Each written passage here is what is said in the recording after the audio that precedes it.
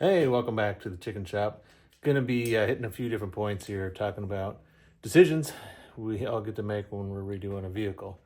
So, a lot of choices with tires and transmissions, those kind of things, drivetrain issues, engines, the whole 9 yards. So, part of the decision making with these tires are what I got here is kind of a low profile tire off my son's Mustang, and these are the original tires here off the Trans Am. So that if you look at the height of these, about 26 and a half, 27 inches.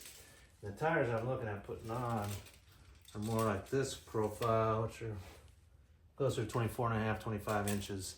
So when you're doing your calculating for your transmission, for your rear end, which gears you're gonna put in your transmission, which gear you're putting in that rear end, there's a formula you can use, and we'll take a look at that formula.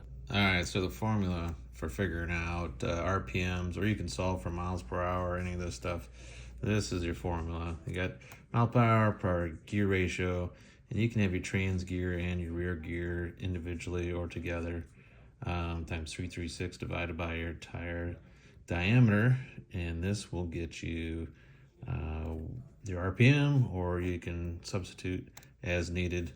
If you go back to your math classes, and you can change places as you need to solve for whatever makes sense.